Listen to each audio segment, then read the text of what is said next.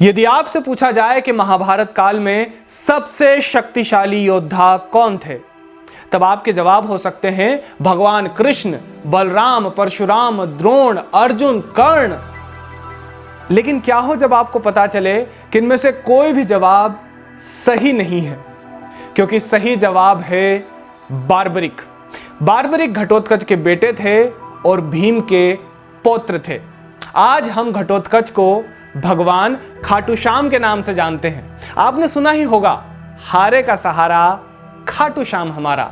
तो क्या है भगवान खाटू श्याम की पूरी कहानी, आइए जानते हैं। महाभारत का युद्ध ठना, एक तरफ कौरवों की सेना तो दूसरी तरफ पांडवों की। नियम अनुसार बार्बरिक को पांडवों की ओर से युद्ध लड़ना था, लेकिन उन्होंने अपने गुरु को एक वचन दे दिया। बार्बरिक ने अपने गुरु से कहा कि गुरुवर, जो भी पक्ष युद्ध में कमजोर होगा मैं उसी की ओर से युद्ध करूंगा।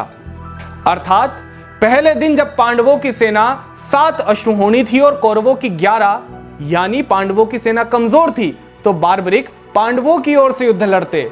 लेकिन जब अगले दिन अगर कौरवों की सेना कमजोर हो जाती तो बार्बरिक चले जाते कौरवों के पक्ष में और पांडव सेना का बहुत बड़ा नुकसान हो जाता।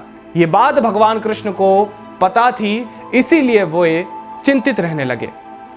एक रोज भगवान कृष्ण बार्बरिक के पास भेष बदलकर ब्राह्मणों का वेश धारण करके गए। वहां पर बार्बरिक ने कहा, हे ब्राह्मण देवता, मांगिए, कहिए मैं आपकी क्या सेवा करूं। इसके उत्तर में भगवान कृष्ण ने कहा कि हे वत्स, हमें आपका सिर चाहिए। यह सुनते ही बार्बरिक समझ गए कि यह कोई साधारण ब्राह्मण नहीं है, यह तो साक्षात भगवान श्री कृष्ण हैं। इसलिए उन्होंने कहा कि भगवान, मैं अपना सिर आपको अवश्य भेंट करूंगा, लेकिन मेरी एक छोटी सी कामना है, मैं महाभारत का युद्ध देखना चाहता हूं। बार्बरिक की इच्छा सुनकर भगवान श्री कृष्ण ने कहा, तथास्तु। इसके उपरांत बार्बरिक ने अपना सिर भगवान श्री कृष्ण के चरणों में भेंट कर दिया, लेकिन वे फिर भी जीवित रहे।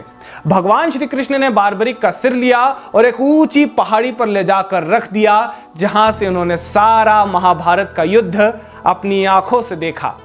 तो यह थी महाभारत काल के सबसे शक्तिशाली योद्धा की पूरी कहानी। ऐसी ही अन्य कहानियों के लिए आप बने रहिए धर्मभाषी के साथ। नमस्कार।